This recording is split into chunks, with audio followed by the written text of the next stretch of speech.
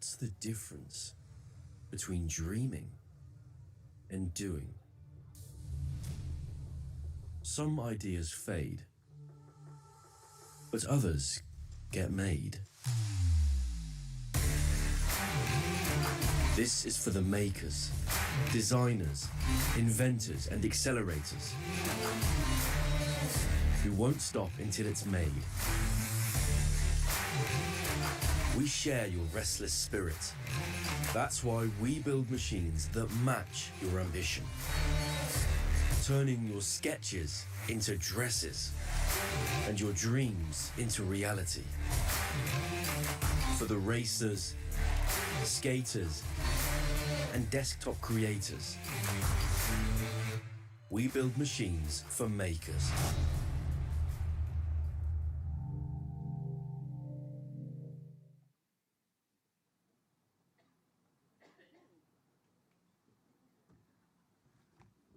So, good morning to you all and welcome to Roland DG.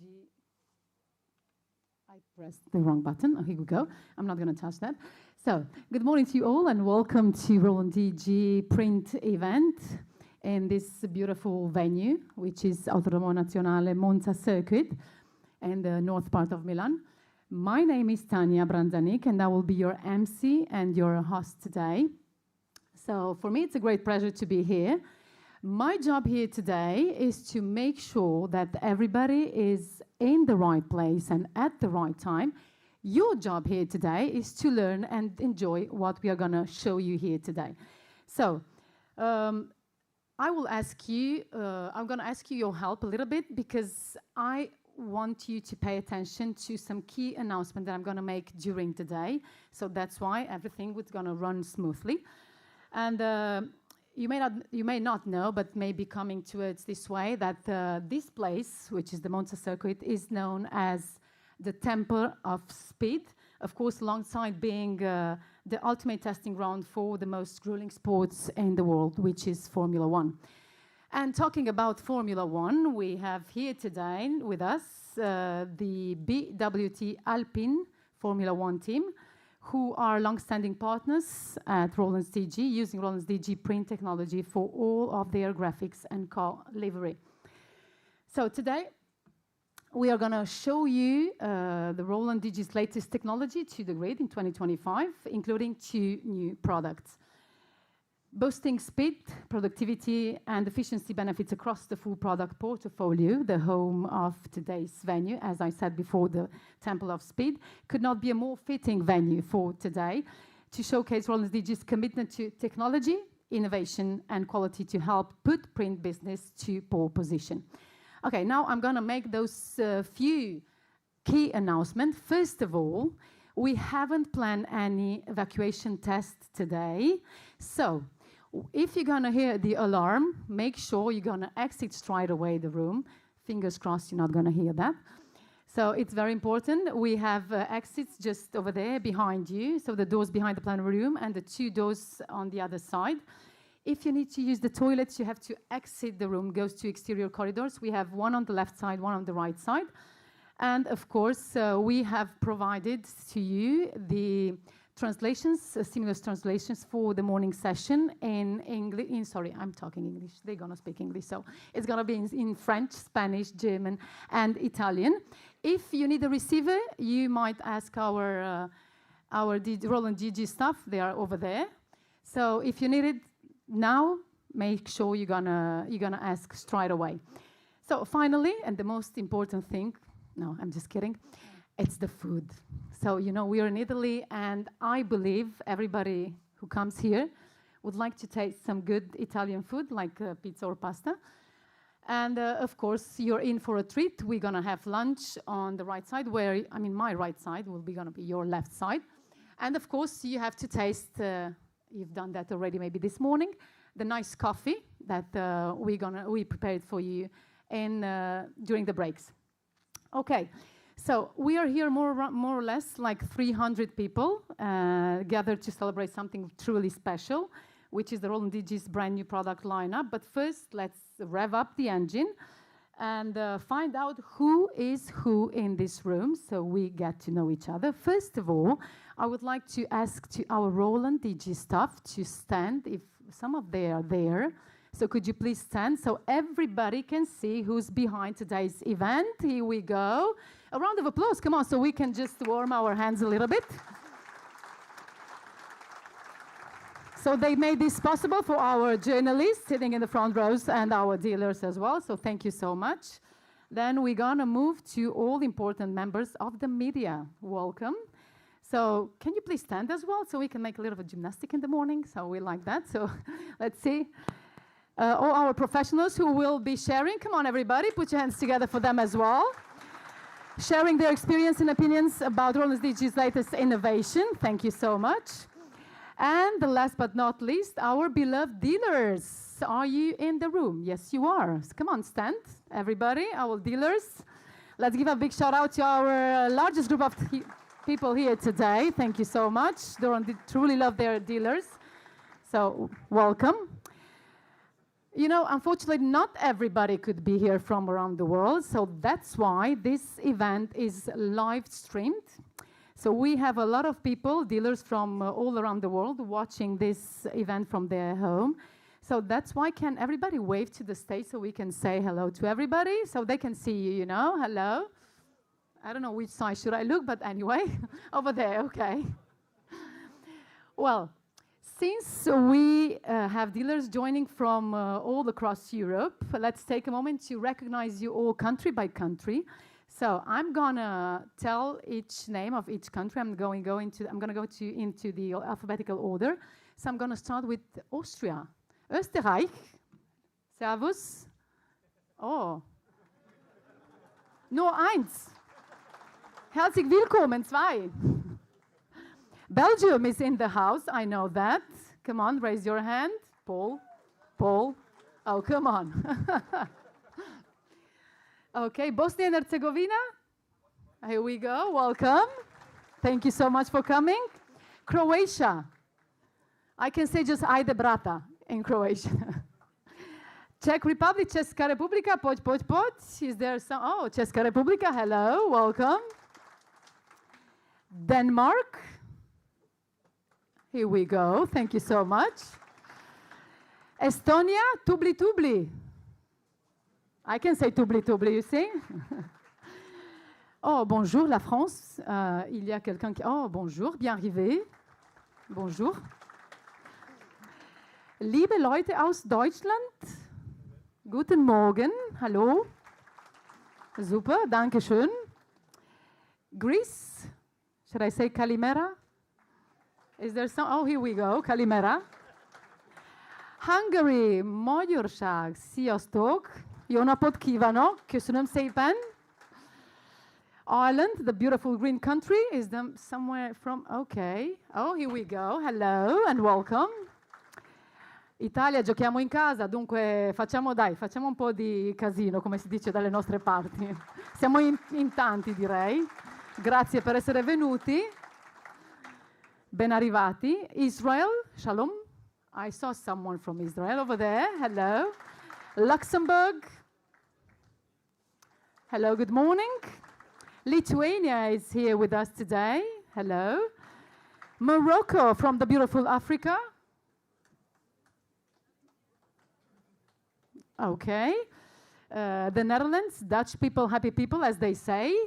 Here we go. Good morning and welcome. North Macedonia. Hello. Poland, dawaj Polska.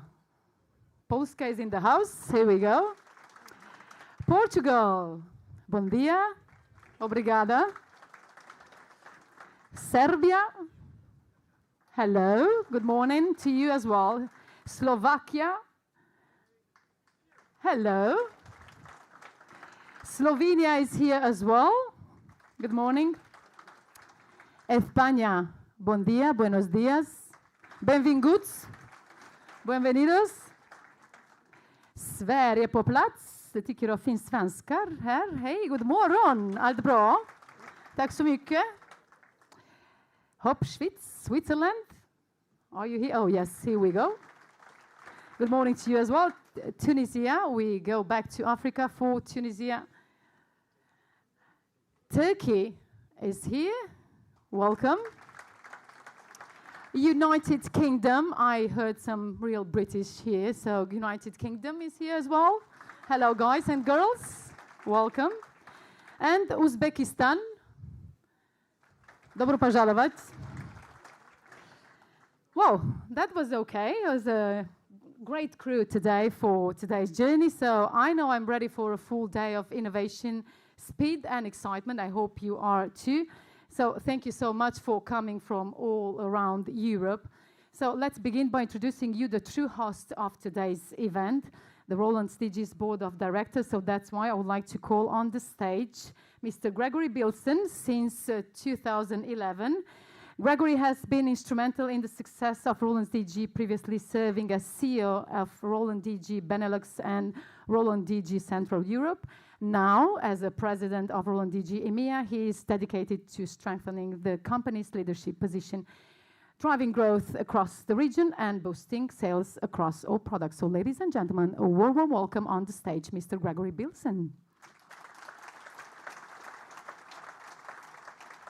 Here you go. Can I leave this here? Sure. Okay. All right. Good morning, everyone. It's great to see such a crowd. I mean, there's even not enough chairs. This is simply wonderful. Also, a warm welcome to people who are joining through the live stream. This is really heartwarming. This is fantastic to see the engagement, to see the excitement. This is what we need at the start of the year because we're going to do great business together this year. All of a sudden, I'm bombarded as the real host. Well, basically, this is teamwork. We're here with a lot of colleagues today, and they have put a tremendous amount of effort in making a success out of this day. So first of all, thank you, beloved colleagues from Roland DG and partners, to make this happen. It was such a hard work. Fantastic, great job. Thanks a lot. I will have the pleasure of going through the list of speakers and very quickly through today's agenda. But before I do it, let's briefly talk about one of the big questions in Formula One. And that's basically, what is the real factor for success in Formula One? Is it the machine, the constructor's team, or is it the driver? And basically, this is a question which, for many, many years, the answer was an old belief, which is 80% is the machine, the team of constructors, and 20% is the driver. Now, the world is changing. And in recent years, also with a lot of more data crunchers, they looked into the results of the last 10 years and they did the same analysis. What is really driving success? And basically the results have shifted. And of course there is a big element which is linked to the car or the constructor's team. There's a part linked to the driver. There's also some random elements in there, luck. But by far the most defining factor for success in Formula One is the interaction between the car and the constructors and the driver on the other end. The better and the faster feedback that the driver gives to the team, they can adjust their machines, they can adjust their car, and vice versa. It's the loop, it's the getting together, it's the partnership. And I think the same is true in our business. The better we can work together, the better success we will create. And therefore, moments like this are utterly important. We are a company that would like to be very close to you. We're not a big, distant corporate organization. Our key to success, and that's our belief, our DNA, is working in partnership between people, building strong relationships. So therefore, once again, thank you so much for being here, because it really means a lot to us. Now, we've got some speakers today. First of all, we have Kohei Tanabe, who has joined us from HQ. He's our president and CEO. We've got Andrew Oransky, part of the board of directors and in charge of global sales and marketing. We've also got Paul Willems, who is in charge in EMEA of product management and business development. Then we have our special guests, our partners from the Formula One Alpine team, who will be here later on today. We've got Ian Goddard and Luca Mazzocco, and they will tell you more about driving performance and give you more insights about Formula One and how to run a Formula One team. In a nutshell, this will be the agenda. So we'll start with talking about the business overview. Kohei Tanabe and Andrew Oransky will take care of this part. We have a short coffee break.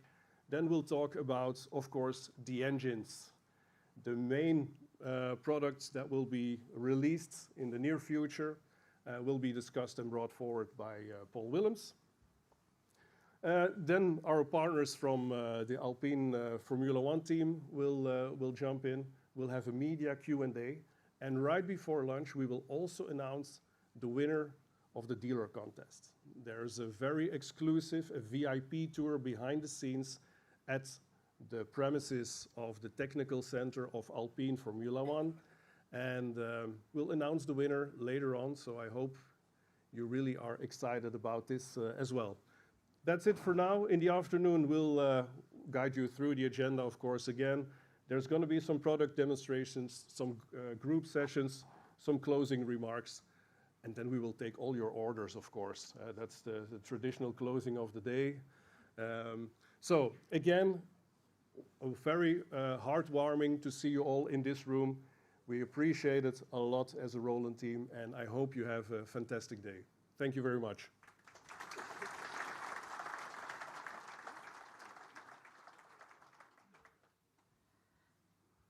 Okay, so as Gregory said, now it's time to enter into the real presentation. So that's why I would like to ask on the stage, as you can see in this slide, Mr. Kohei Tanabe, who has dedicated his entire professional journey to Roland DG Corporation, holding a variety of senior and executive roles throughout his career.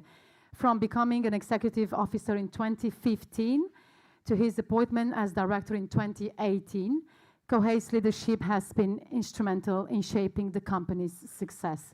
Since stepping into the role of president in 2020, he has driven Roland DG to new heights, solidifying its position as a global leader in printing solutions. Throughout his vision, the company continues to thrive on a foundation of innovation, cutting-edge technology, and digital transformation. So, ladies and gentlemen, please welcome on the stage Mr. Kohei Tanabe.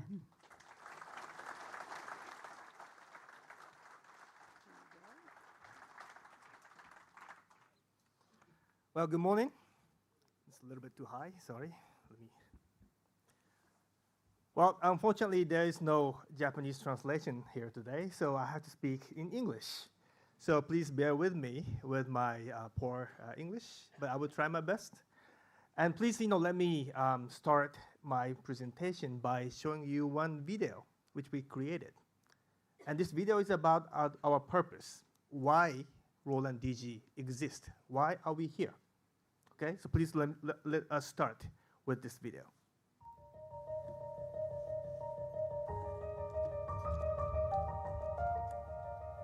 From childhood, people have unlimited imagination. When the images in our minds take shape, we feel joy and excitement.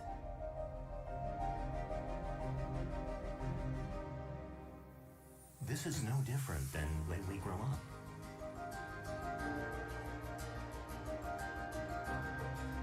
To transform imagination into reality is to express oneself.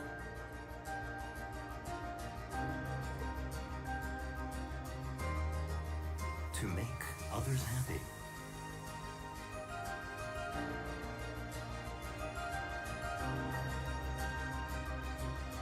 To make people smile.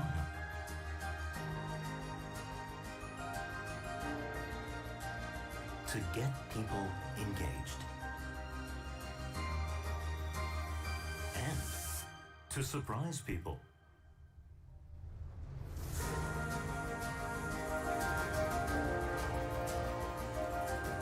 since our founding. We have been empowering the creativity and excitement of people worldwide through digital solutions that transform people's imagination into reality.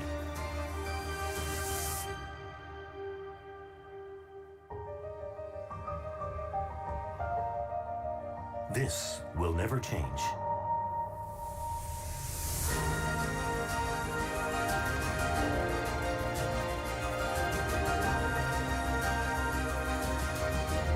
We combine digital technology with the infinite possibilities of creativity that people have to create new values and a feeling of wow that are tailored to the current times and the era, and to enrich people's lives and society. That is our job. What we must cherish.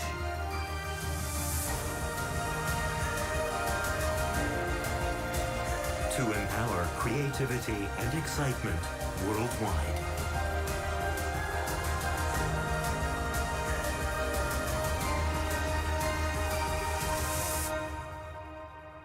That is the purpose of Roland DG.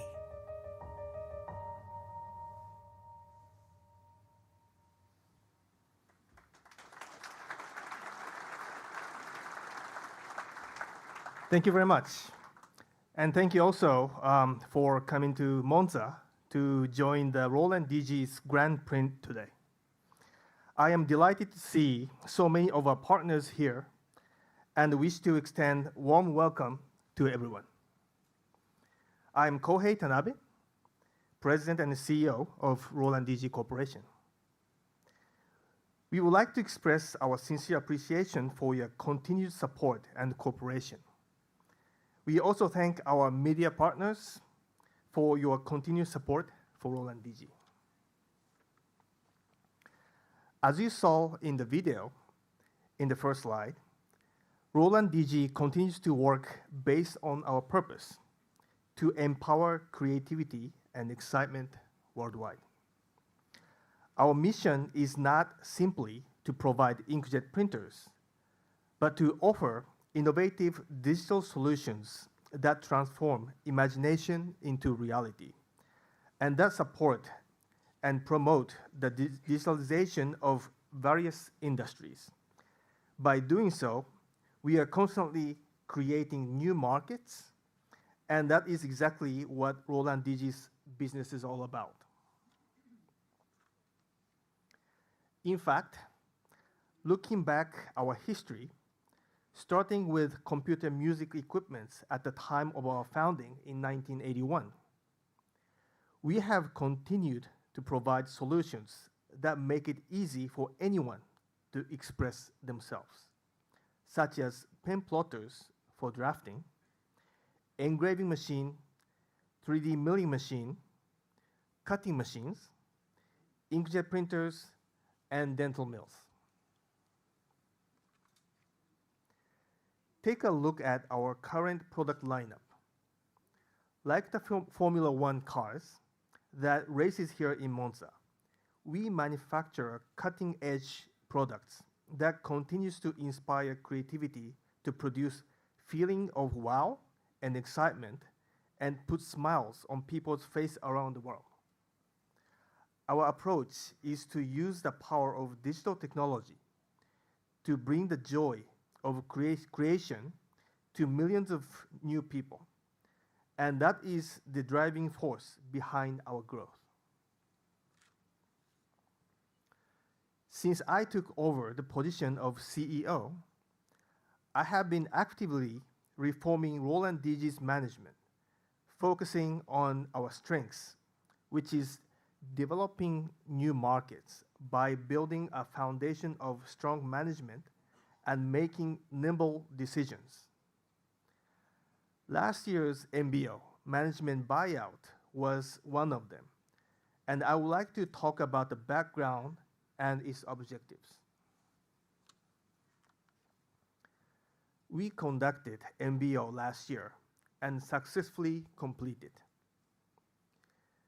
delisting from the Tokyo Stock Exchange may have caused some concerns to you, as there was a news of hostile TOB offer from Brother.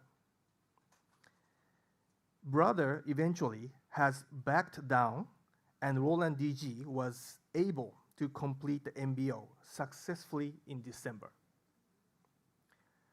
We had been considering an MBO as one of the most promising options for our next management policy for some time.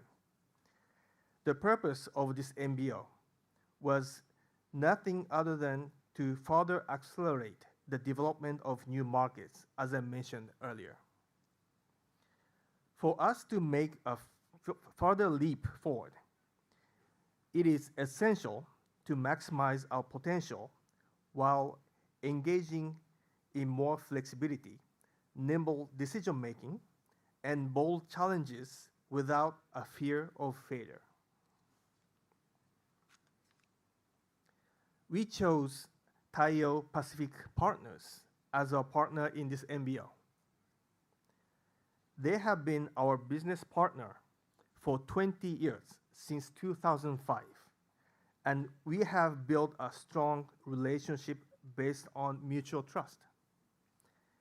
They have always provided us with valuable advice, including some tough choices, and we are confident that this MBO will further strengthen our partnership with Taiyo, which will eventually further strengthen Roland DG's business.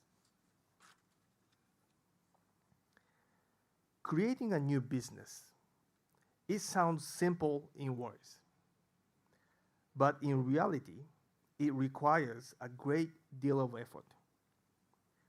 To make this new leap happen, your cooperation and help are indispensable. By providing new values linked or matched with the time with our partners here, we want to develop our business together and pass it on to the next generation. I sincerely hope that we can build a lasting partnership based on the mutual rewarding relationship with you. In 2025, Roland DG will take a giant step forward. Please join us for an exciting future together. And now, please let me welcome Andrew Oransky, Director of Roland DG Corporation, to talk about some exciting stuff. I can't be more excited to be here with you today. I hope you will have a wonderful experience with us. Thank you very much.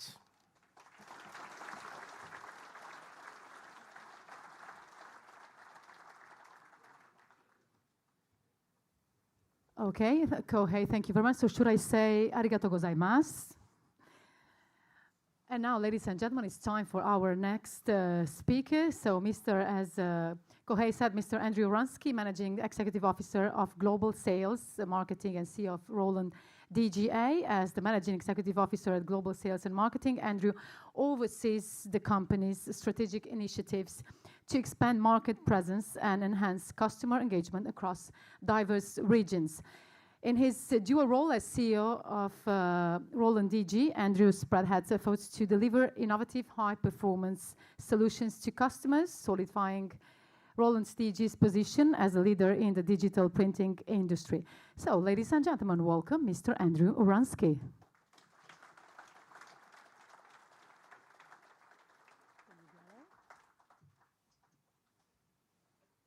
Good morning. I'm going to readjust this. Too high for Kohei, too low for me. First of all, before I get started with some of this content and these slides, I want to reiterate and reinforce and share my colleagues' gratitude to all of you. Thank you for being here.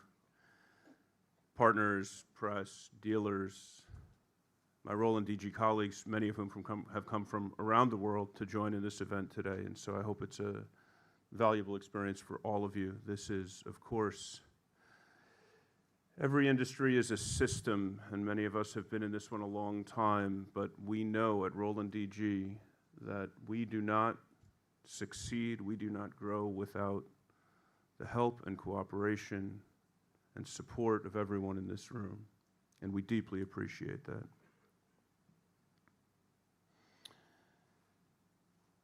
So Roland DG's business has evolved over the last several years, and Kohei touched on this.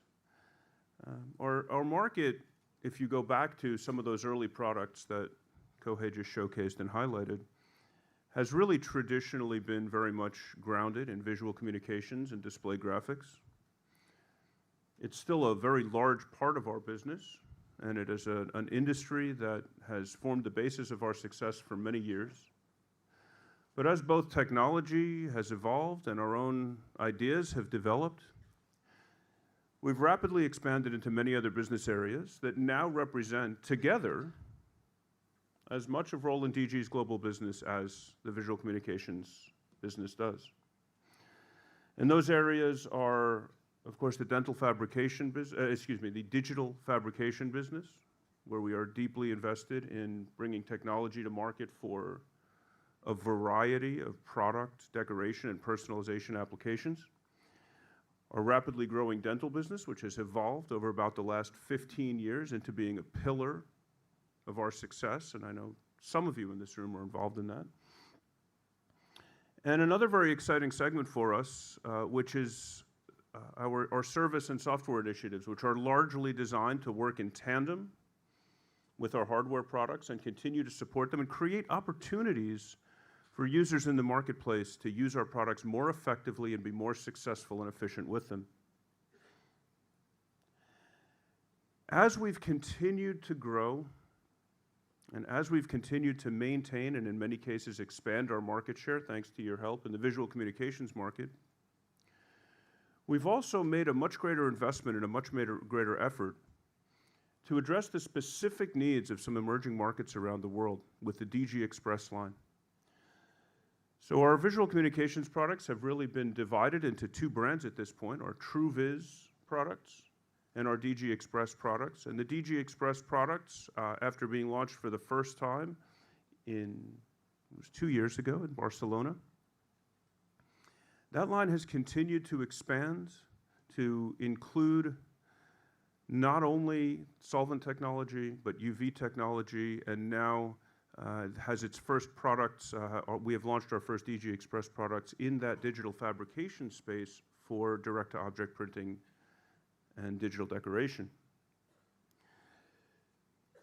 But of course today, we have a TrueViz announcement. My colleagues, particularly Paul, are going to speak in much greater detail about this, but this is the XP that you have, in many cases, come here to see. This is our latest flagship addition to the TrueViz line, and we are very, very excited about it. I'm not going to get into a ton of detail because that's Paul's job, but suffice it to say, this I think it fits a place in the market for us. It addresses some customer needs that we have not been able to address recently, and we've put you in a position, dealers, of maybe missing some opportunities. And we are very, very excited to be able to reach the customers that have been asking for a product like this for a few years now. And we really believe that it is a world beater and the best solution of its kind. As we expand the digital fabrication line, which, as you could see from the pie chart a couple slides ago, is increasingly important to us and we believe represents a huge opportunity in the marketplace, we've really refreshed this line over the last couple of years to incorporate products for not only a variety of applications, but a variety of users, ranging from our small business startup products designed, what we might say business in a box in the Versa Studio line, representing a range of technologies and applications and a range of users, through the refresh of our Versa Object line over the past couple of years, and that MO series, and the Versa Object line, the COI, a relatively new addition to the line with the latest refresh just last year. And of course, our DG Dimense technology, which is unique. And I don't use, that word gets overused, but something is either unique or it's not. Unique means there's one of it in the world. And Dimense technology is truly, truly unique.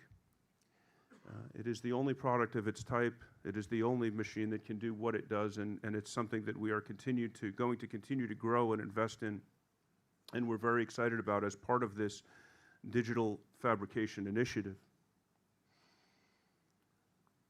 There's that word again. It is unique. And it does some things that are really sort of mind-boggling the deeper you get into it. And so for those of you who haven't taken a close look at Dimense and haven't considered it for your business, I'd strongly encourage you to do that. As Gregory pointed out, it will be on the same order form that will be available to you at the end of the day. Our UV flatbed printer line has grown dramatically over the last few years, incorporating products ranging in size from small desktop machines like the BD8, designed for startup and home-based businesses, all the way up to the COI and our EU 1000 MF products, which represent a range of applications for both digital fabrication as well as the graphics markets.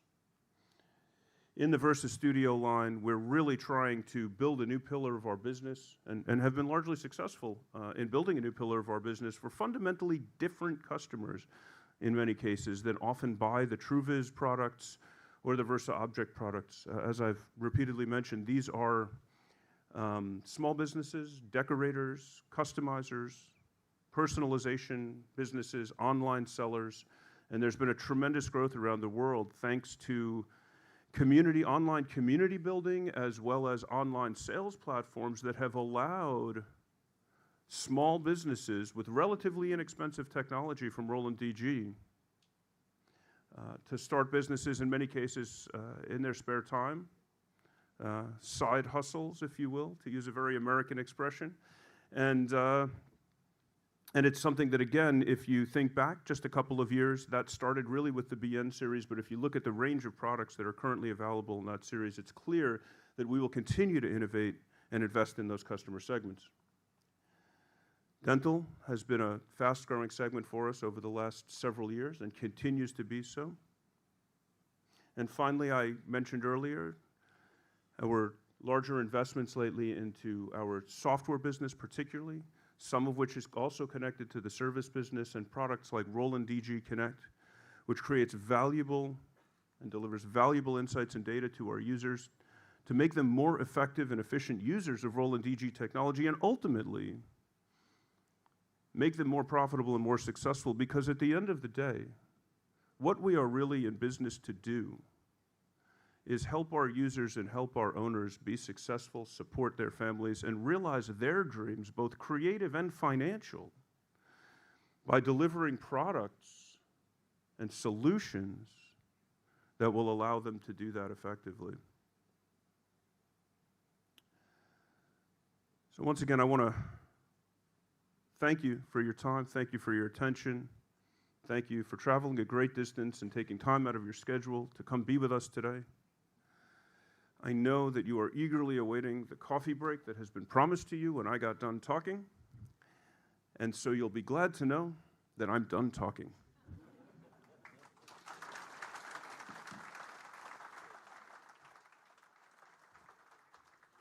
So thank you, Andrew. Yes, of course. Now it's time for a 30-minute coffee break. Please make sure you're going to be here in half an hour so we can jump straight into the presentation of the products that Paul Willems will do for us.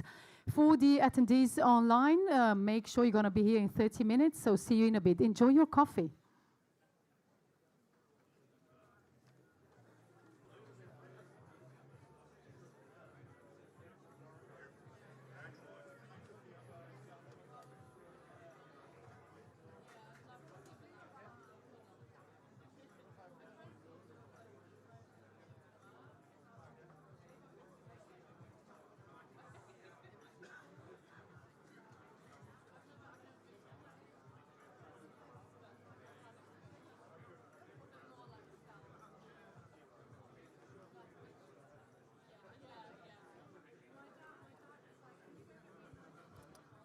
Okay, so thank you so much for coming back. Before jumping into the next session, someone pointed out to me now that I haven't said Georgia.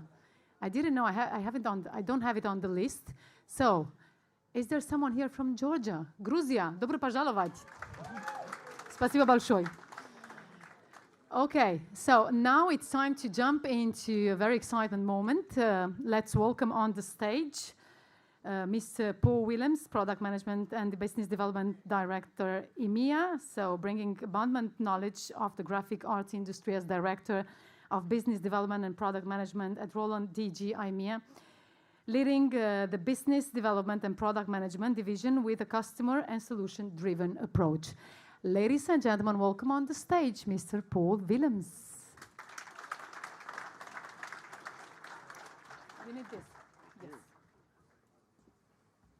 Thank you very much, Tanya, and good morning, everybody. Welcome back. Great to see a lot of familiar faces, but also a couple of new faces, so it's always good to see new people. And also welcome back to those people who are following us on the live stream. Now, as we are here, as it has been said, in the Temple of Speed, I think it's only appropriate that we start the presentation talking about a product that has been engineered for speed. And when we say speed, for us it means it's the fastest product now in our lineup, and not just a little bit faster, but it's at least twice as fast as the current VG3. And that's a real breakthrough from our point of view, and a really, really important product introduction. So without further ado, we're talking about what we call it the Truvis XP640. And you will immediately see from the image that it looks like a Truvis. It's basically built on the reliable, that you now know very well, the Truvis platform, but it has been specifically engineered to deliver high speed, high performance, but without compromising the Truvis quality that you know. We have not made any trade-offs. Feel free to take your seats. So it's really a great product that has been redesigned from the ground up to deliver high-speed quality. But we're also introducing, together with the XP, some new eco-solvent inks to include also red, which is the first red eco-solvent ink that we are introducing to our lineup to create an even larger color gamut. And so that helps to even increase the quality perception of the product as well as the speed. And since it's a Truvis product, it means that it's easy to use, that it's as reliable as the products that you already know, and it also runs cost efficiently. So we've packed all of that into the release of the XP640, and we are truly excited about that. Now, when we say design for performance, how have the engineers done that? What have we done differently to the existing platform that you know to make it so fast? Well, there's a couple of things, but at the heart of it is that we have introduced new printhead technology into the XP640 in a staggered setup. And thanks to that technology, the way we've included in the platform, we're able to achieve these much greater speeds, again, without compromising on the quality.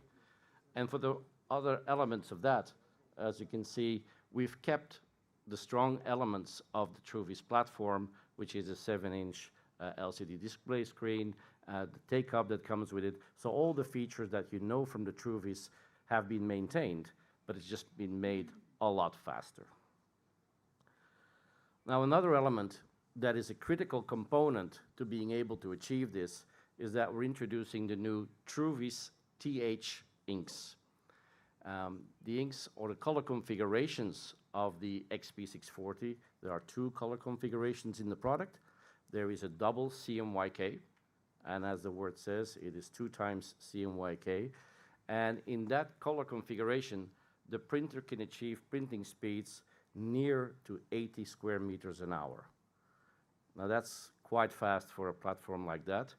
And the second color configuration that is available is an 8-color configuration, as you see that here on the screen, where we have combining CMYK with light black, green, orange, and the new red. and that gives us a unique color gamut that we haven't had at our disposal before. So all of these elements together really make the performance of this product quite unique. Now, who are we looking for as our customers for this product? And obviously what comes to mind first is our loyal install base of Roland users that have invested in Roland technology before, have grown their business, and require more capacity. And they are the obviously first candidates to bring an XP into their environment. But we're also looking at those customers that maybe run larger print operation, larger print service providers, vehicle graphics companies that maybe in the past did not yet consider Roland as they needed that capacity. They looked at Roland, but maybe they needed faster and bigger machines. I think these customers will now take a very serious look at what Roland has to offer, and we can see some new customers that could be interested in our product lineup.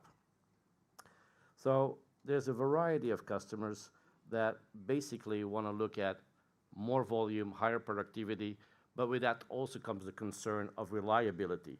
And I think in general we can say, particularly for the people here in the room, we would all agree that reliability is one of our strong suits, so that those people looking for predictability in output are also serious candidates. And then anybody who prefers a print workflow that is print and then cut, and not necessarily print and cut as most of our customers are looking at. Now in terms of applications, the XP640 is a product that can handle any of the applications that we're all very familiar with in the signing graphics industry. I don't have to explain them to you, from wall graphics to vehicle graphics to floor graphics. It can handle them in the same quality that you know from Truvis, in the widest gamut we've ever had, but at much greater speed and higher volume. And I think that's the key word, that it brings all of these elements together. Now also very important, as volumes go up, go higher, the aspect of economics becomes more important. And we've also taken that into consideration, that when re-engineering the product, adding the speed without compromising the quality, and with the introduction of the new inks, we're also making sure that we're actually reducing the consumption of inks required to achieve the results. And that in the end makes what I would call a perfect triangle of speed, quality, and cost, and that our customers can rely on. And thanks to the true rich color features, the customers have automatic access to these setup. Now finally, the product always comes with, as you know, our powerful set of software solutions, which is our specifically designed VersaWorks RIP, but also, and in this case I think it's a real value add, it is connected to our DG Connect SaaS platform, which means that the customers will have real-time access to their production data, to their cost analysis, but also to any maintenance requirements or technical information that they would need. So the XP640 platform really encompasses a full-blown production tool that I'm sure those customers that invest in it will be very successful with. So again, really the flagship product for Roland lineup, and we are really, really excited that we will be able to show it to you later on today. Now, as we said, we have a second product that we also want to introduce to you today, and which is quite a milestone for Roland as well. And we call it the TY300, the Truvis TY300, targeted at direct-to-film applications. Now, you would say direct-to-film has been around now for a while and has been growing very rapidly, and we, Roland, have joined that market space in that application area last year with bringing the BY20, our 50 centimeter, more desktop-oriented type product. But with the TY300, we're entering a new phase of the business in DTF.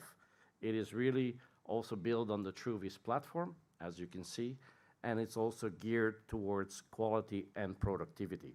It's a real serious contender. In more detail, again, as you can see, the TY300 has been designed on the well-known TrueVis platform, just like the XP. It also benefits from dual head staggered printing heads that have been embedded in the product, but it has been designed specifically for direct-to-film applications, meaning working with a new set of inks directed to direct-to-film applications in order to achieve, again, productivity and quality in the platform. Now, the TY can run as a standalone product, running the DTF film and the powder, but also we have worked with external partners to develop a dedicated dryer and shaker solution that can be seamlessly integrated with the printer. So we've worked with a third-party company, but our engineers have had clear input and close collaboration in order to make sure that the dryer shaker corresponds and meets the quality standards of Roland and our security standards and quality standards as well. Now you will see at the bottom of the slide there is one small line of I would almost call it a hidden feature in the product that's actually quite unique, in the sense that the TY300 is a print and cut machine, just like you know from our visual communications products. And it's the only DTF machine on the market that we know of that's a print and cut device. And I will explain to you a bit later what that means in terms of expanded applications that you can do in the product and what makes it quite unique. Very important in EDF, obviously, are the inks, and with the TY, we bring our second generation of SPG inks to the marketplace. So again, specifically engineered to work with the new printhead and hardware platform. And as you all know, that in DTF, the need for white ink is quite more considerable than the other colors. We have made sure that there's a double white ink bay there in order to have continuous operation on the print platform. In terms of the customers we are looking at, well, basically everybody. Everybody that's in the garment business and is looking for production and wants to bring production in-house with this product, or wants to render services to smaller operators and set up a print service with these types of applications. We're looking at our existing users that are out there and looking at getting into the DTF business, but also some of those early adopters that have entered the market a couple of years ago, have invested in technology from some lesser known brands and manufacturers that have grown their business, but they might be struggling with the first generation type products and looking for something that more fits the status of their business today, meaning a high speed output platform that is reliable and that they can switch on and make sure that the machine keeps printing. And in general, people that are looking for production of up to like 50 linear meters a day are clearly candidates for the TY300. Now, also important in this product, more than, let's say, the XP, is also that from the Roland side, we provide the DTF film as well as the powders to make sure that the total solution fits the criteria. That's a real key element to making sure that speed, quality, and stability over time is guaranteed, and that's why we bring all of these components and bring them to market. Now, in terms of application of DTF, I think they're well established, and the TY300 can handle all of them on various types of garments and softer materials, and even in some cases some harder materials. But what I think will really impress you, if you have a chance later on to go down and see the samples, look at the fine detail and the image quality that we can achieve on the TY300. It's quite amazing, some of the hairlines that are still visible that are quite unique on this product.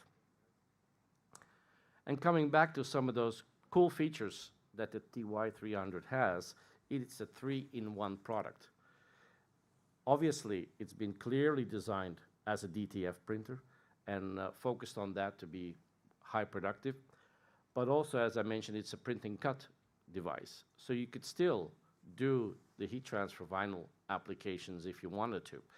So you combine those two types of applications that are on the market. And also because we are using water-based pigment inks, the printer is compatible with your standard microporous materials that are available for water-based printing. So actually, if you load it up with media, you can print posters on it and any other application. So it really is a printer that can run a wide range of applications. You can choose it to do only DTF, but at your disposal and when you need it, you can also run a number of other applications as well.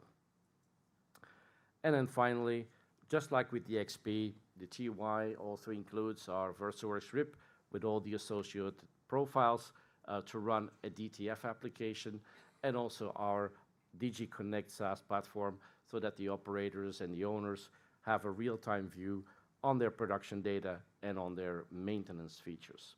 So all in all, we also believe that the TY is a really complete package.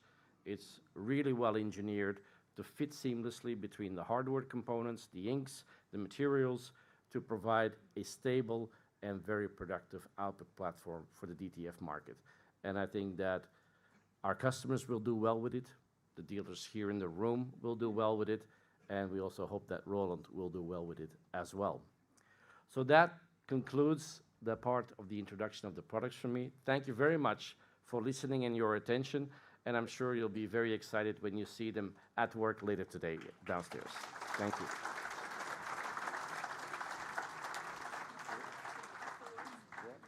There you go. Okay. So thank you so much, Paul. And I hope now you're ready to take your business to pole position, because as you've heard from our speaker speeches, motorsports provides actually the ultimate testing ground to showcase the durability of Roland DG's graphics and printings outputs under some of the world's most grueling conditions. So much like the Formula One spirit, today's event is all about showcasing Roland DG's latest products and the relentless drive for precision and high performance in the sprint industry, both on and off the track. Well, we are honored to have here today the BWT Alpine Formula One team. They will conduct the next step of today's session. So that's why I would like to call on the stage next to me Luca Mazzocco. He's head of partner experience at the BWT Alpine Formula One. Just a few words about Luca. He joined Benetton Formula One team in 1996, and after an interesting year supporting a new driver like Giancarlo Fisichella, he moved on to help restructuring partner support service. During a career spanning nearly 3 decades, he helped team partners integrate their entitlements into successful activation experiences across a wide variety of industries. So, ladies and gentlemen, welcome Luca Mazzocco.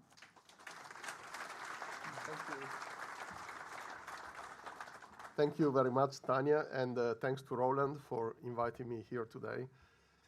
It's quite emotional for me to be here because this is probably the first racetrack I visited not in my career. I visited it as hardly more than a child when I was passionate about Formula One. And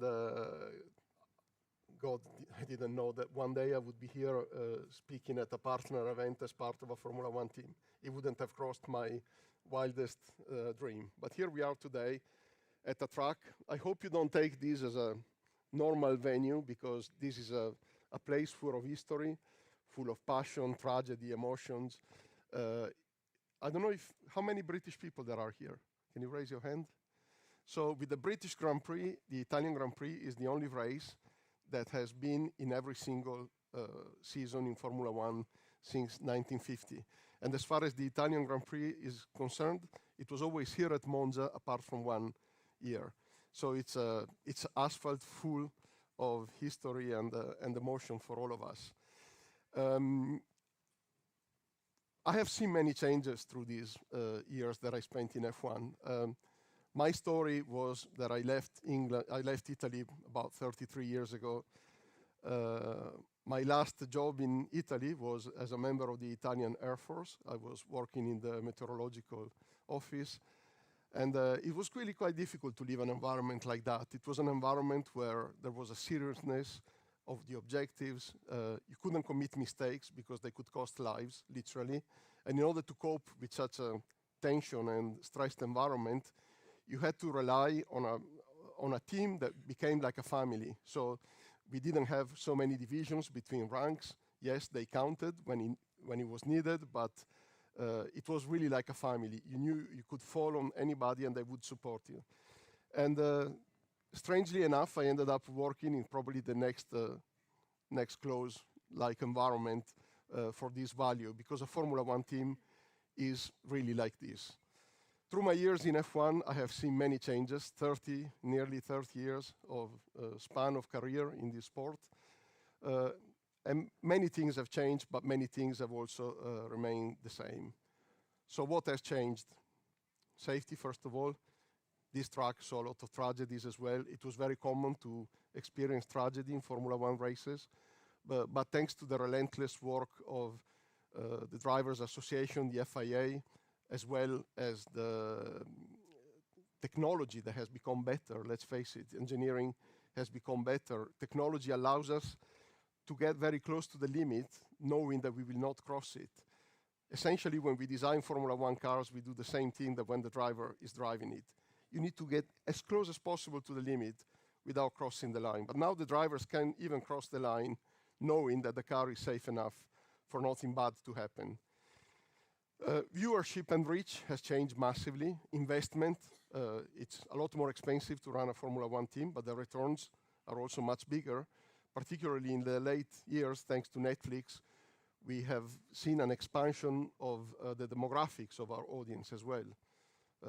Years ago, I was only getting the sons of my friends asking me for caps and T-shirts. Now it's mostly the daughters, actually. They steal any merchandising they can find from their dads. So that's quite a positive change. And that also, in a way, reflected in the way we work. The teams are a lot more diverse as well.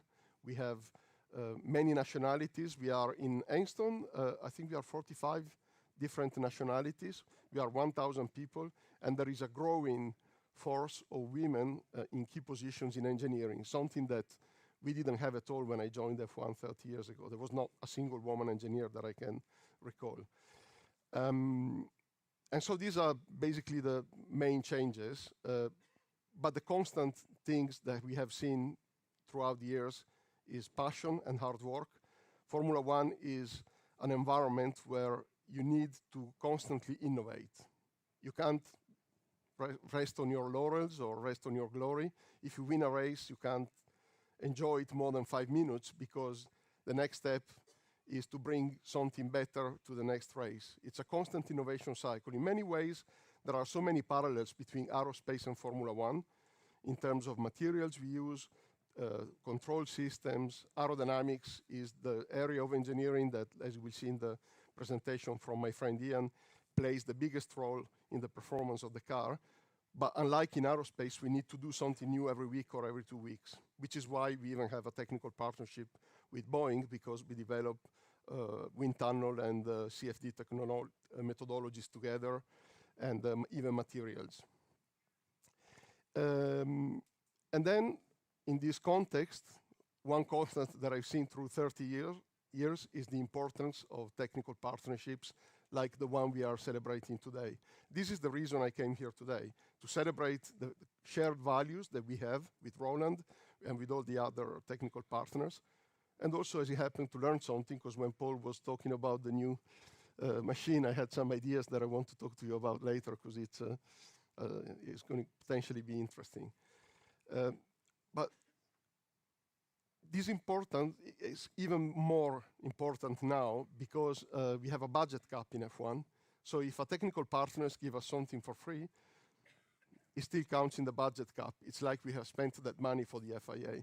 And so more than ever, we have to count on the best in the field. We can't afford any gaps in any areas of our operations. Now, Roland has become more and more important, because our graphics are important. You all know we live out of sponsorship, out of brand, how we present our brand and the brand of our partners. It's a fast world. When we launch the car next month in London, the car will have a certain livery. but maybe there will be rapid changes that we will need to apply because we find a new sponsor. Sponsors are very, very attentive to the way we display their brand, so it must be super accurate. Sometimes we need to deploy new liveries, new garage, and imagine an entire garage, or sometimes even the factory has to change very quickly. If you follow F1, you might have noticed that this year we even had 2 special liveries. So in Belgium, we ran the car with the Deadpool, the Marvel hero livery, and Indiana Jones in Austin, thanks to our connection with Xbox. So the car was all... This would have been impossible without the relationship with Roland, because we were able to deploy these liveries, and believe me, it's an operation that sometimes you finish 5 minutes before the car needs to go out. It's not that we have a lot of time to put the vinyl on the car and make sure the cars are perfect. Everything needs to be done like a military operation, very, very fast. But what is F1 really? Because we have talked about the values, but I don't assume all of you know what the sport is like. So we talked about the fast development cycle. Every team has one goal: to win. There is no single team who doesn't design the car with a single purpose of win races. We don't want to be second or fifth. Inevitably we are. It's brutal. It's a really brutal sport, because the difference between winning and losing is sometimes hundreds of a second per lap, over a lap of 1.5 minutes, 1 minute and 45. So imagine having that in your business. The difference is really, really, really small. And a team of 1,000 people are really happy, and everybody else is biting their hands because they failed to beat them. So it's inevitably cruel, because you're always under a lot of stress, even if you win. Because now, as a team, I will admit candidly, we are definitely not where we want to be, okay? We are 6th in the championship, and we want to win it.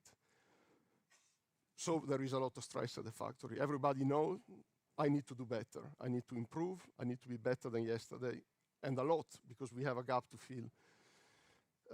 But the guys who are winning, because I remember when we were, is the same. They're even more stressed, because when you have something and you are afraid to lose it, it's even more difficult sometimes.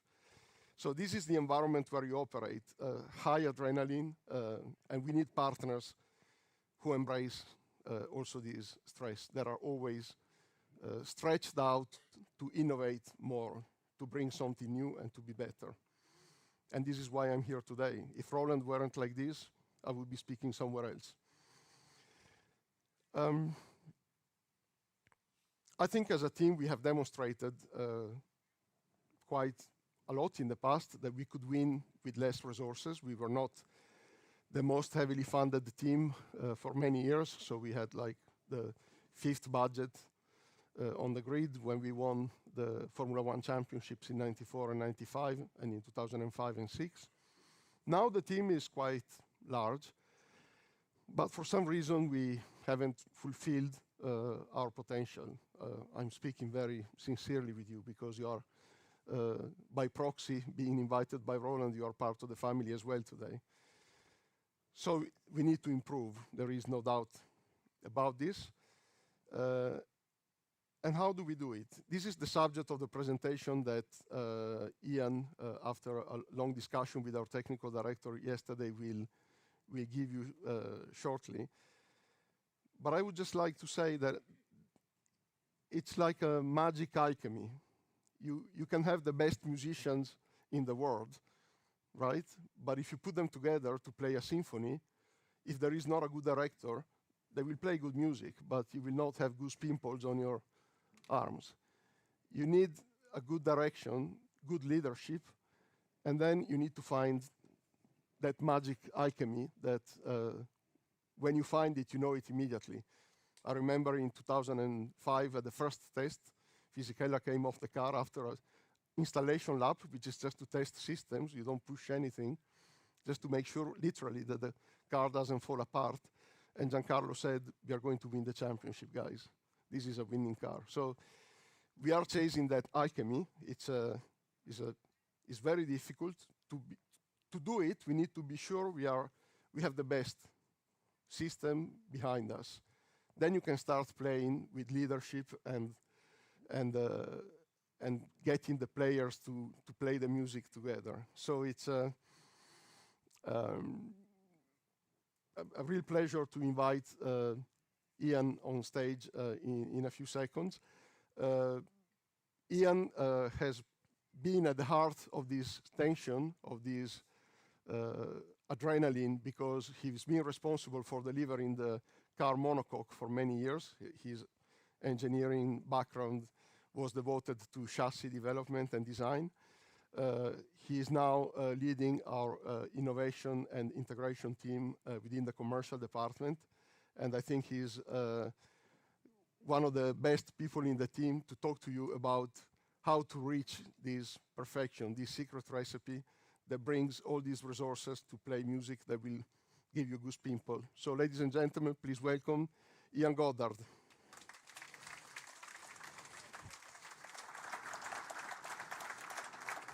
Well, first of all, I would like to thank Luca for your speech. You brought out the sun, Luca, look. And so, thank you so much. Well, yes, as Luca said, let's welcome on the stage Ian Goddard. He's head of integration and innovation at Alpine Formula 1 team, which is formerly known as Renault 1. Having worked with Enstone since 2003, his current role is focused on managing and developing new and existing relationships with team partners and external brands, developing and applying innovative solutions and showcasing partner products with Formula 1 for mutual benefits of the team and its partners. So Ian also manages collaborative CSR, sustainability, decarbonization, D&I projects with a number of team partners. Indeed, Ian Goddard, welcome on the stage.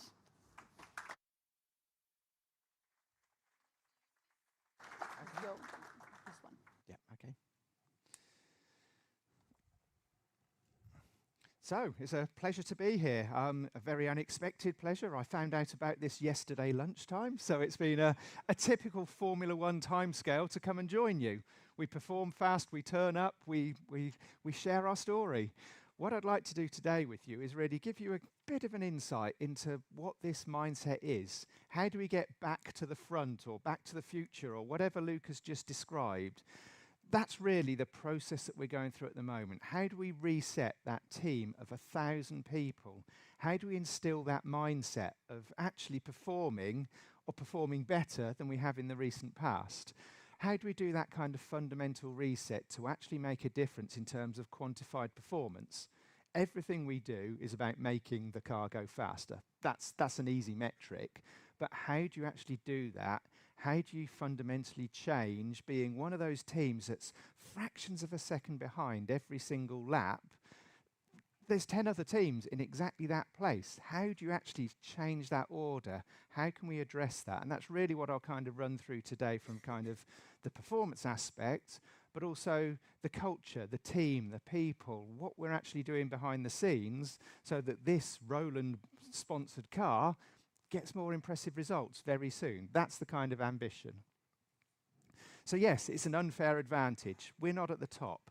How do we get back to the top? How do we work with our technical partners, our engineers, our supply chain, all those things that affect the 25,000 bespoke parts in a Formula 1 car? Every one of those might contribute a millisecond to that elusive performance. How do we get all of those to come together like the symphony that Luca talked about? That's really the challenge. And that's a part that you, the partners, play. Every single partnership, that integration piece that was mentioned in my bio, how do we actually extract performance from everything available to us? The headlines for Roland, we can lose a couple of kilograms of car weight by using cut printed vinyl with all the liveries, all the colours, versus going through the traditional paint shops. We can also get performance to the track faster. When I get into the development cycle, you'll see it's all about how fast can we innovate, how fast can we take new parts and upgrades to the track. If they haven't got to go through the paint shop, and we can very quickly print some graphics, send it to the track, or maybe we can turn it around between races and do upgrades really instantaneous. This, what you provide us, is one of those big performance metrics. So that's kind of the way that we quantify our partnerships, but equally let's start the big story of what do we do to not be, you know, where we are now. Let's be very open and honest about it. So looking back, we're a big famous team, Renault Formula One team, World Championships with Fernando Alonso in the 2005-2006 era. We're the same team that was the Benetton Formula One team, double World Championships with Michael Schumacher. We've got the culture, the people, the kind of longevity, the history, all of those kind of things where we've historically punched above our weight on occasion. How do we get back to that mindset? And this was an interesting comment that the technical director made. He's not trying to build a new team, he's trying to wake the sleeping giant. We've clearly got some magic in there somewhere, but how do you really untap that and release it to fundamentally make the car go faster? So that's kind of the process and the mindset we've been doing. You've probably seen in the press that, you know, we've done significant kind of team restructures, new senior team leaders, kind of real visionaries to bring into the team to help us do this reset.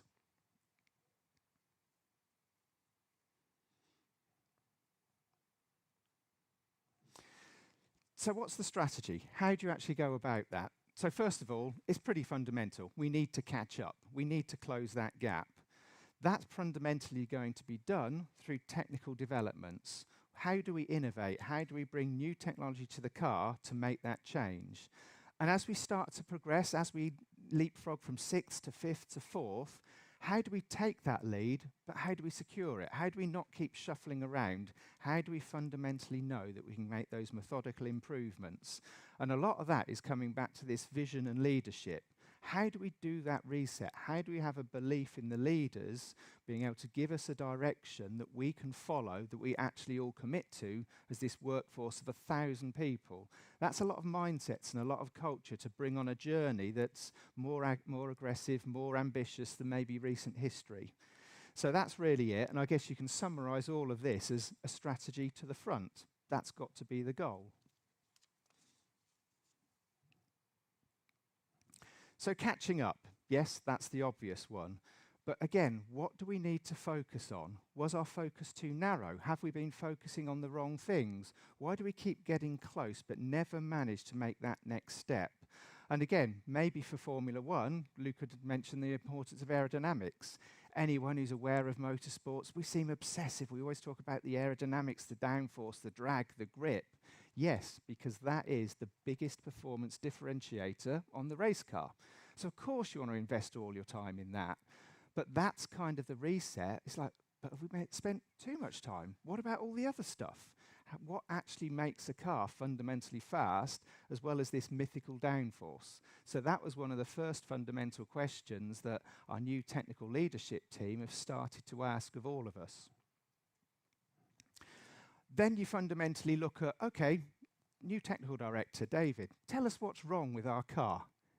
Okay, it's quite a lot. But this is part of that reset, fundamentally going through every single part of the car. You know, weight, it's obvious. Your car's too heavy. Lighter, must be faster. So that's a fundamental one. Downforce, the mythical aerodynamics that we spoke about. Drivability, it's great if you've got a low weight, high downforce car, but if it drives horribly, the drivers can't commit to it. They're not going to be confident to go absolutely on the limit unless it's a drivable car that they trust. Top speed, yeah, obvious one. Let's aim for that. Suspension, aeroelasticity, so the more technical aspects of the car. The suspension is the ride, the handling, how we actually get that grip that complements the downforce. You want the car to be able to, you know, feel, grip, the tyres work, all of those other things you unlock. Aeroelasticity, that's probably starting to get a bit technical. But again, anyone who watches Formula One, they talk about McLaren and Red Bull having flexi wings. It's like, well, they're not meant to do that. The regulations don't say you can do that. But again, maybe you can engineer them to slightly change the aerodynamic performance of the car when it's going really fast or really slow in a corner. So again, things that, well, I never thought of that. How do we start that? So big fundamental areas that can help the performance that we're now capturing as a whole. Power unit, yeah, another big part of that performance of the vehicle. So again, now let's suddenly start to identify all of these gaps, and instead of the holy grail of aerodynamics, how do we actually shift the focus to cover everything at once? And again, the first thought is, well, we can't. If we're all doing one thing, how do we now do 7 things? That's part of this fundamental kind of culture shift. We're working with our workforce to kind of go through that reset, but get the belief that actually this means something. We will actually fundamentally change something. So the first thing we need to do as well is understand, okay, where are we relative to this ambition? What is the goal? So the first thing here is to focus on the class leaders. They might not be the immediate target, but we don't just want to focus on, our direct competitors. That's obviously the first target. But let's aim big. Let's understand what's fundamentally different with those biggest, fastest teams, the Ferraris, the McLarens, Red Bulls. How do they do that?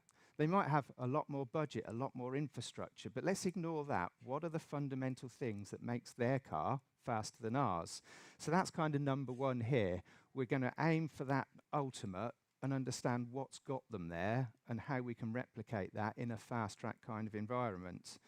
We need to study the strength of the relative teams. Do different teams actually perform in different areas? Are some really good at the manufacture and delivering the upgrades to track? Are some just really clever and do magic things with the car? Is there the science of it coming into it? So there's kind of these different areas that's very, very difficult to kind of quantify. But what we're ultimately looking to do is minimize that gap to whoever we're picking as the next competitor. Who's next in line? What do we need to attack? How do we deal with that? So I think that's the big kind of part here. Fundamentally, don't be self-centered. We've got to look at what everyone else is up to rather than just focusing on our own mission at a particular point in time. And I think another big learning here, we talk about the big teams, it's like, well, they've got this, they've got that. What we've again fundamentally learned, don't just focus on the infrastructure, the facilities, the equipment, focus on what we can actually do with it. Again, when we retrospectively look at our facilities versus some of these other teams, we've kind of got the same things. How do we, again, extract more out of what we've got to punch above our weight? So that kind of keeps coming back as a recurring story in what we're doing here. So the technical development, this is the obvious one. Everything is going to be driven by technology, engineering, innovation. What do we do to the race car as it stands today? And this was a great one, again, that David Sanchez, our technical director, threw in yesterday when I was having kind of a run-through of this with him. He started quoting The Art of War, which I must admit I'm probably not as well read as him, so I did a bit of research on The Art of War. And again, it's very eloquently written, but fundamentally the quote he was referring to in this kind of art of war mindset, us against the competition, is know your enemy as well as you know yourself. So again, this is that fundamental analytics, the data science, the looking at the data of our performance versus every other car's performance. Where around the track do we excel? Where do we lose out massively? So that kind of understanding the enemy, again, becomes a big metric in what we do to take that next step.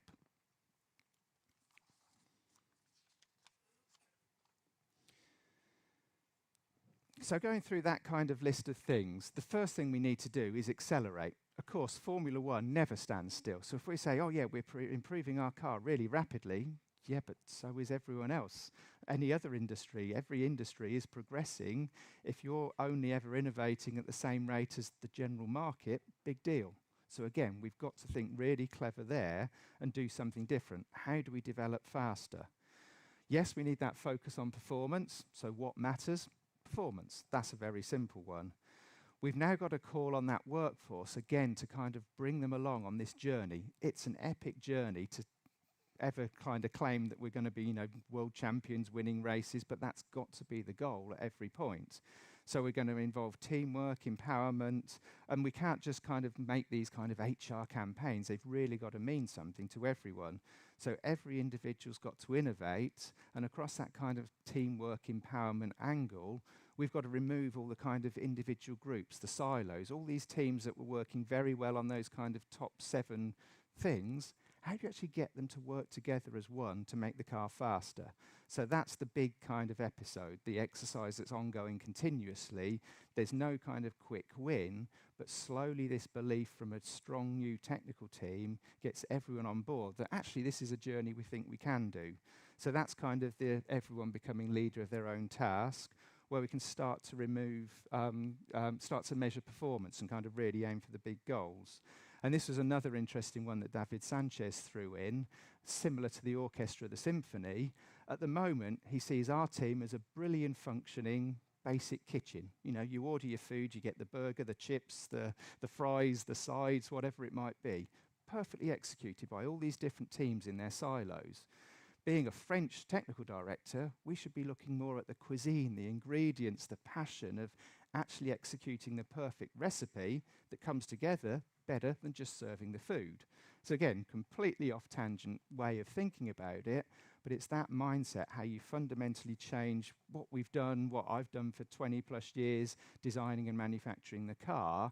We need to be different. So that was the big thing, which ultimately then comes down to the delivery. Let's get it on the track. Let's believe in what we're actually doing. So this is very simple. We need to create some stuff, make some performance, and ship it or get it on the track. So that's a very clear thing. Find performance, get racing. Again, what happens in that gap in between? You could say that anything between there is an overhead. In the same way that you innovate to bring new products to market, there is going to be that natural lead time between the kind of concept and the customer sale, or the race for us. So that's another big metric. So that, again, is a big focus for us. How do we actually drive efficiency in that area? That's the manufacturing, the operations, the facilities, the methodologies of the whole kind of manufacturing teams, our supply chains. So that in itself becomes another project that maybe's never had the focus that we need. We just need to do things quicker, and that will help us close the gap more fast to the competitors. So again, every area of the business starts to get this kind of insight and analysis, I guess.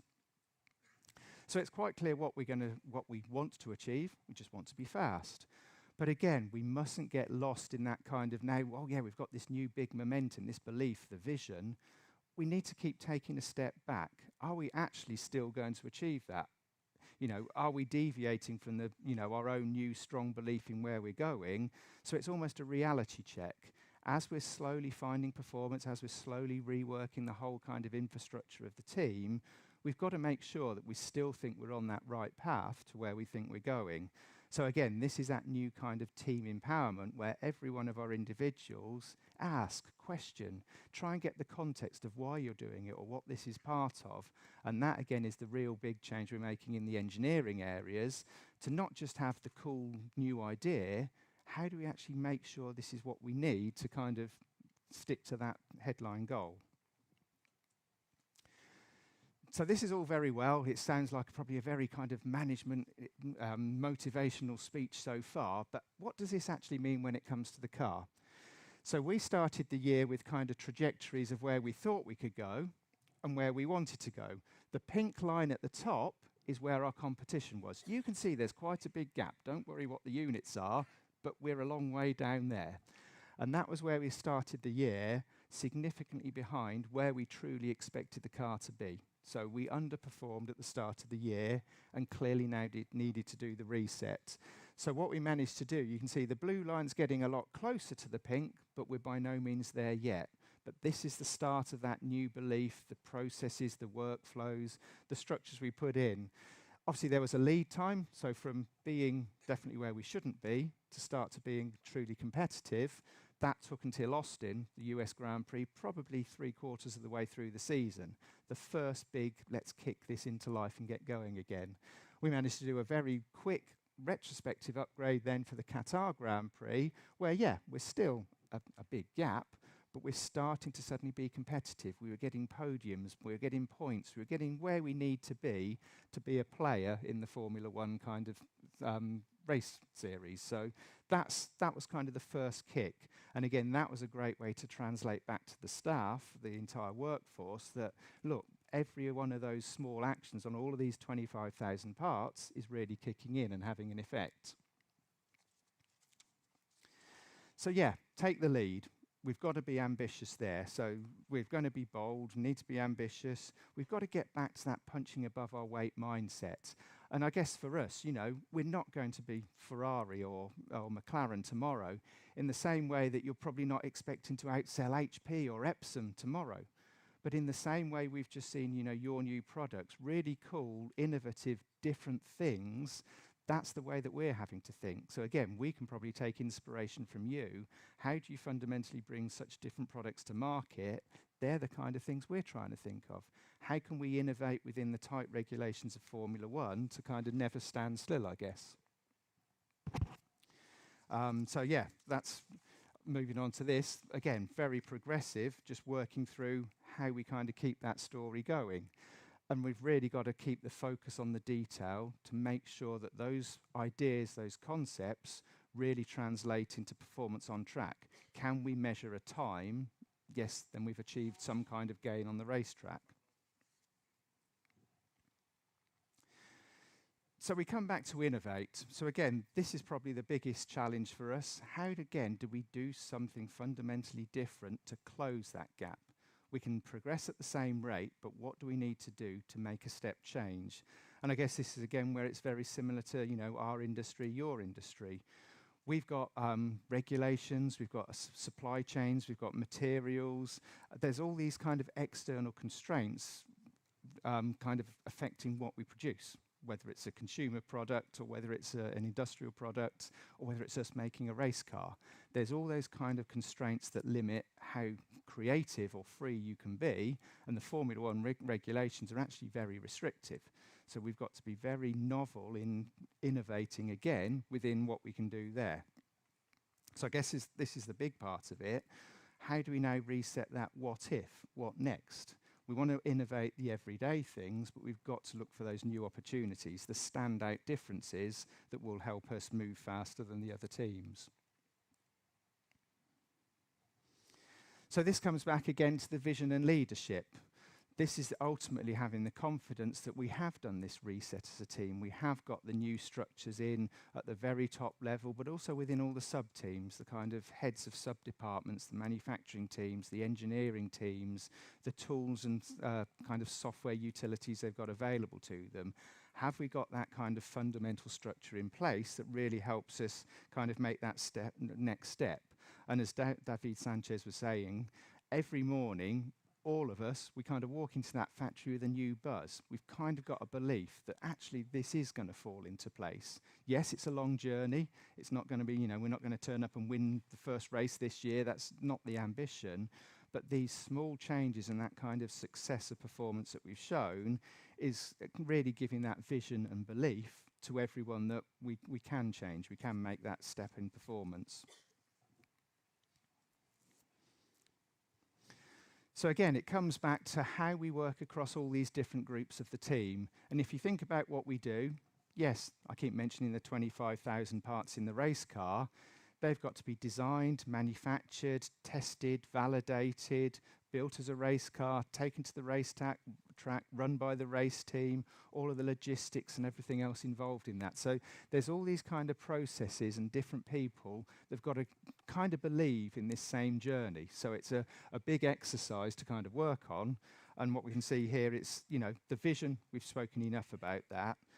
Does the team structure really work? Are we communicating this message to everyone? Or is it kind of the belief that, yeah, the big people in the offices know what they're doing, but it never comes down to us? So again, this is something both the technical and operational management have been really careful to build out.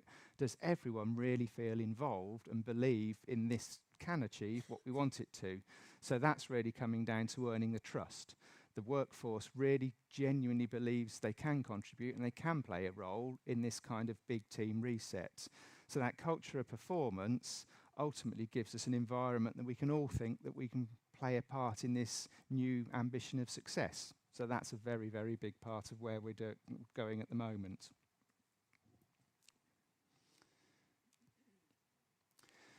So if we try and summarize all of that, you need a vision, you need a mission. And again, this should come back to the passion of every one of our employees being part of that. So consistently, yeah, come to work every day. help be a part of designing these beautiful racing cars. Yeah, you can be part of the Netflix show, the influencers, the kind of fun side of Formula One. We know it's a very attractive sport, so how do we take this vision to get everyone involved on that kind of journey? So that's kind of our message, and I guess, our takeaway for all of us who work for the team. And yeah, the ultimate mission is this: punching above our weight. You're going to outsell HP, we're going to outperform Ferrari. They might not be the realistic goals, but again, if we've got that absolute belief that our products, our race performance, our technology, our pace of development, our innovation, all the things we've just seen in your product lines, that's the same kind of belief that we have to have, and that's what's fundamentally making the difference as we go into this new season in literally just a few weeks' time now. So we come back to that philosophy. Yes, we've still got to have this big belief in the aerodynamics. That will always be the biggest thing. But a lot of the gains we actually made this year, some of those big jumps, the first big jump in that had nothing to do with aerodynamics. There was a part in it, but fundamentally we'd understood all the other things to just kind of correct and reset the car.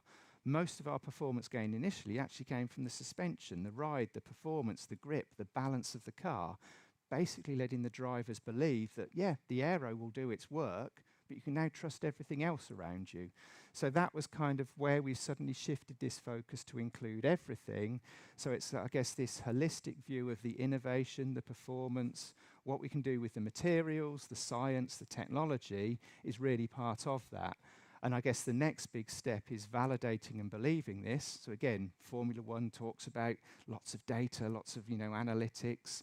So we can validate. We can take all of the data from the car, the loads, the forces, the temperatures, the pressures. We can feed that back into the simulation. So we've now got the correlation. So not only have we made a jump in performance, we can quantify it. We can set metrics around that. So that's really kind of the next part as we go into the new season. We've now got a true baseline that we understand. So hopefully we can innovate faster because we just understand what we're doing.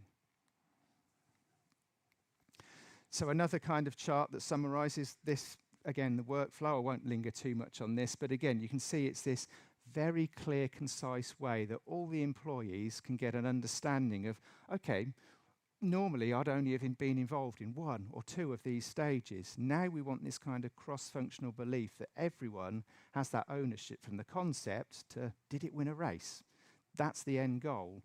But to get people involved in actually being a part of the whole workflow, the whole journey, the whole vision, ultimately, is that big step that we've really made at our factory this past season.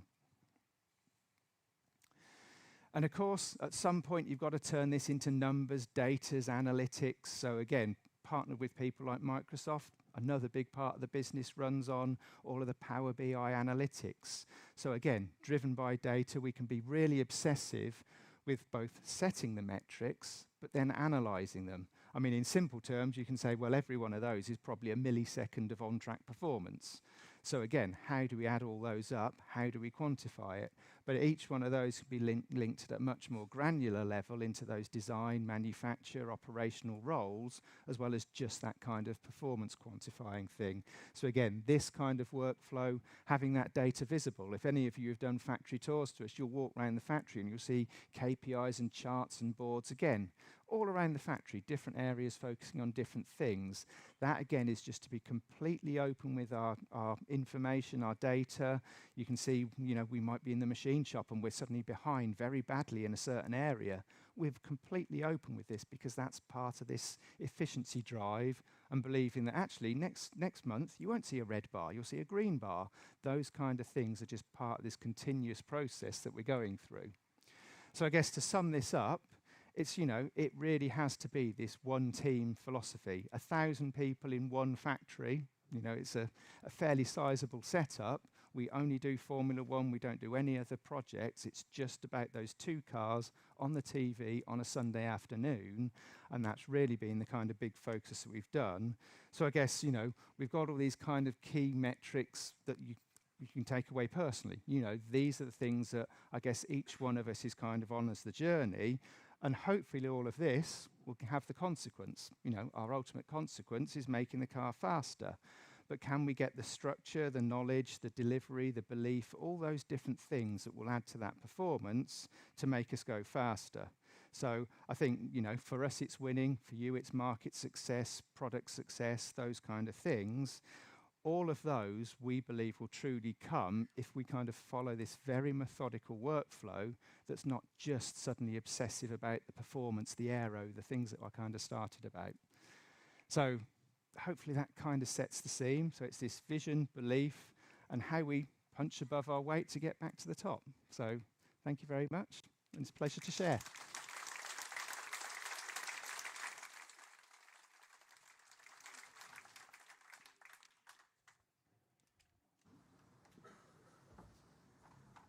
Well, thank you so much, Ian. And well, now I've introduced you this morning all these people in front, which are the journalists coming from all over Europe to spread the world about Roland's ultimate innovative products. So now it's your turn to ask some burning questions. And I will kindly ask our dealers to refrain from asking questions because we have to give space to the media, given that it's almost lunchtime. If you have any questions, you might refer to the staff or from your region or from your country. So if you have any questions, you might raise up your hand. We have the microphones at your disposal. And you might say your name and your media outlet that you are working for. Who's coming on the stage?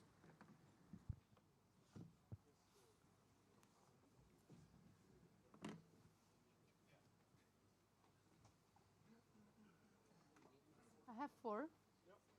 So, here you go. Thank you. You're welcome. I like the black one.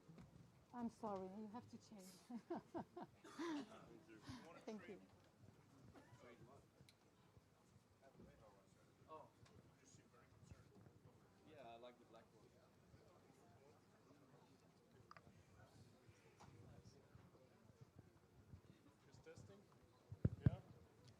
Just testing? Yeah. Test.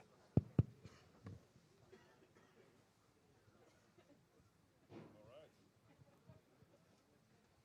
I would say don't be shy, but we already... Can you hear us? Yeah. Hello? Not this one, it's switched on.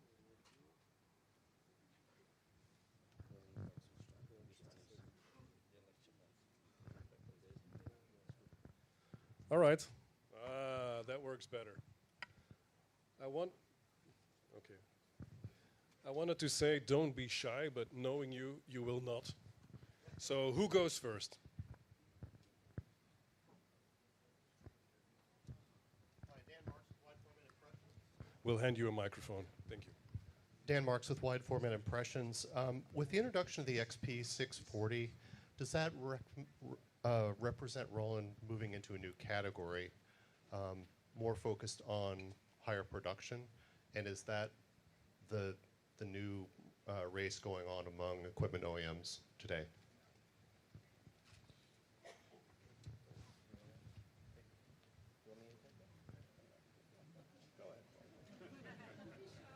We are negotiating. Who's going to take that? I'll let you know if you give the wrong answer. Well, first of all, in a sense, yes, it takes us into a newer segment in terms of productivity, but it doesn't take us away from what we've been doing. I think Andrew eloquently has been talking about the various segments in where we are active, and we try to be the best in each of those segments. A little bit like Alpine, is that we try to be the leader in each of those segments. The higher end segment, in a sense, we haven't been playing such a strong role, and clearly the XP adds to where we are today and sets a new benchmark, frankly, because one of the things I did not mention is that, yes, it's twice as fast as the VG3 or what we currently have, but it also outperforms any other printer on the market today in its category.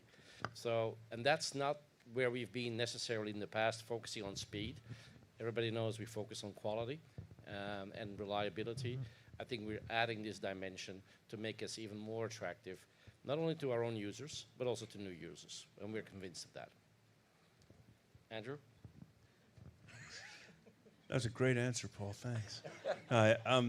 No, I think the one thing I guess I might add to that is, if we look at market trends among end users that Paul started to talk about at the end, we see very clearly, and all of you, our journalists colleagues here have covered this, and you've reported on this. What we're seeing as a trend in the marketplace is that, relatively speaking, the square meters every year of printed output, and Dan, I know so you're from the States, so that's we can talk about square feet, but the square meters of printed output continues to rise faster than the rate of new machine placements or the total installed base out there in the world among end users. So what that very clearly indicates to us is that end users, print providers, are looking for more productive solutions that allow them to output more for their print buying public from less equipment or from the same amount of equipment in some cases, and that's driven by floor space and cost and lots of other considerations. So this new XP really addresses that trend and that need in the marketplace in a way that maybe we haven't been able to before.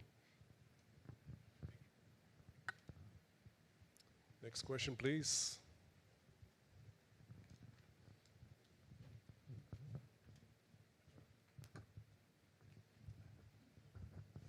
Sit down, it's easier for me. So hi, I'm Adrian from Pauli, from Germany, and I got 3 questions. The first question is... What's more? 3 questions. Yes, 3, but let's start with one easy question. Thank you. So it's right, printing faster is very important. The VG3 is a very good piece of hardware, but printing speed is not the unique point of Roland. So when we print faster, we can go with some Muto solutions or something like this on the same size. So when we print faster, how does it work technical with drying? I'm a little bit afraid we've got some problems with drying inks on some stickers. So I'm afraid of it. I can take it. Like with any new innovation that we do, we try to optimize the end result, not just a pure one component of the device. And the combination of the heating elements, but also the new ink that we have, and the fact that we reduce the amount of ink there, means you need to have less outgassing. A little bit technical there, but in that sense, and you'll see it when you see the printer in action downstairs, what comes off the printer is ready for use. So we're quite confident that we've addressed all the different components of the product in order to perform, and sets itself up in the right window. I think also an element to that is that our classical applications, our customers use our printers for a very wide variety of applications, many different medias, many different types of applications, so it can handle a lot of things. Customers that work more into volume seem to be reducing the variability there and focus much more on production. And I think that's also an element to consider in that. Okay, thank you very much. I think also reliability has always been in our DNA. And we're not a company who just wants to put green bananas on the market to show that we have something new. If a banana is released, it's not a green one, it's reliable, and we feel confident. We also would like to have all our dealers here to feel confident and that they can sell with confidence. That's extremely important. That's very close to the DNA of our company.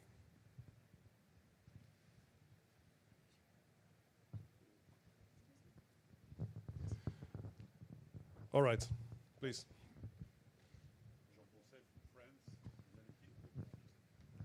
Thank you.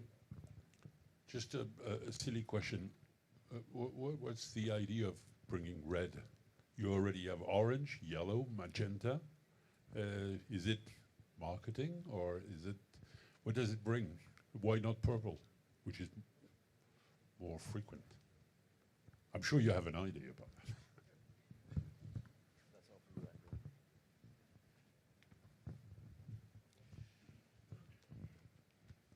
Okay, I'll try.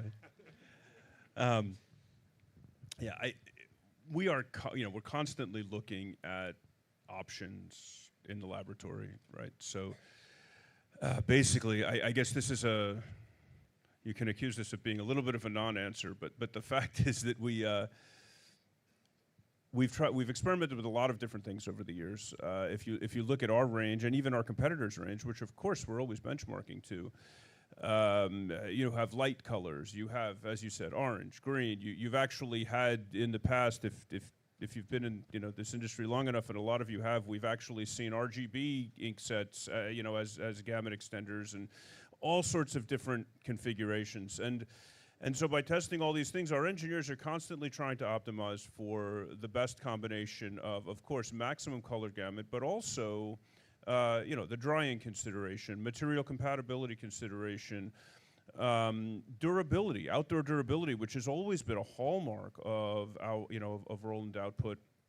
And so, I'm not sure that I can give you the absolute formula of why that choice was made, but I can tell you that it represents, some level of optimization of all of those various factors, and it was the combination that our engineers discovered would deliver the best results from this particular platform.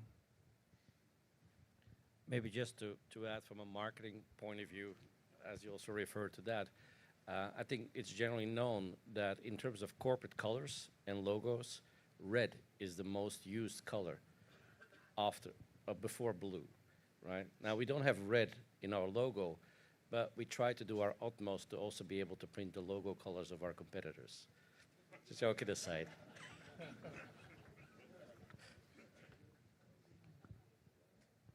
Next question, please. I'm mainly looking at the front row. Please. Thank you for having us. I'm Marcia Derryberry with Big Picture Magazine in the United States. As a matter of interest, I'm also the editor-in-chief of Screen Printing Magazine, which is heavily textiles and a little bit of industrial and commercial printing. But I'm very familiar with the Versa smaller footprint DTF machines. Going into getting the TY300, is it because you all were doing research and are finding that the traditional print service providers in the wide format world are doing exactly what the apparel people are doing, adopting, instead of being ink slingers, they're also adopting digital to stay competitive? Are we finding that the wide format digital people are going to have to start getting into high production apparel printing as well to remain competitive? Did I stump the band? No, that's fine, Megan. Look, there's this term that's gotten thrown around a lot in the print industry in general. It is convergence, and I firmly believe, and I think Roland believes on a corporate level, that the distinctions that we all grew up with in the print industry between commercial printers and quick printers and wide format printers and apparel printers and et cetera, they're largely disappearing. The fact is that print service providers, in order to be competitive at this point, are engaged in their marketing exercise, their sales exercise is to be able to gain the largest share of wallet from their customers. They want to sell as many printed products as they possibly can to the businesses that they sell output to. And what that means is that they are rapidly adopting new technology. And so an enterprise that 20 years ago may have characterized themselves as a commercial printer, when you walk in the door today, or may have characterized themselves as a screen printer, only doing t-shirts and apparel, when you walk in today, what you find is a variety of print technologies, printing a variety of objects, a variety of finished products. And so I think that this follows that trend, and where Roland DG and the ecosystem that we've built can really help customers in doing that is by developing a common set of platforms and a common set of tools, right, like VersaWorks and DG Connect, and creating some platforms that have a common look and feel. It allows printers, once they have adopted a piece of Roland technology, what it allows them to do is rapidly expand their offerings to their print buyers through a range of activities without having to learn an entirely new set of skills. Thank you, and new workflow and output techniques. Of course, a DTF machine is not going to run exactly like an eco-solvent machine or a UV machine, But you know, there's a level of commonality there that lets our customers expand their businesses really quickly, and that's what we're hoping to help them do. All right. More questions? If time-wise, I know that's an international symbol of... maybe one? No? All right. We'll be here all day, so don't hold back in approaching us for questions. It's with pleasure. Thank you very much. Thank you all.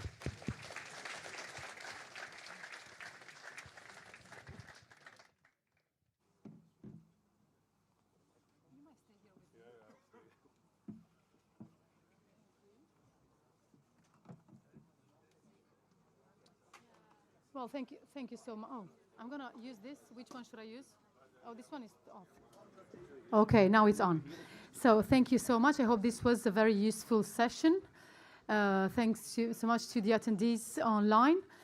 Before letting you go to lunch, and we have to announce a special prize that one of our dealers will win here today, which is a VIP experience at the Technical Center of Alpine in Oxfordshire, plus an overnight stay, as I understood. So we have a winner, and the winner is, like, 1 second, because I prepared the right music. It's like an Oscar music. So we have, you see?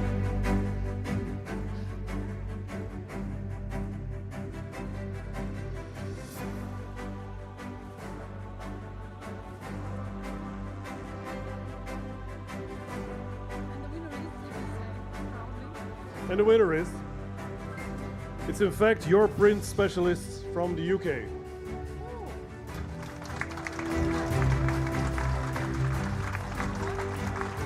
Here we are.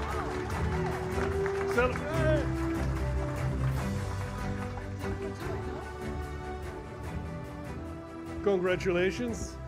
You will have the time of your life. You will have a fantastic experience together with the colleagues from the Alpine team. Congratulations, well done, and thank you for making all the announcements on social media. Well deserved. Thank you very much.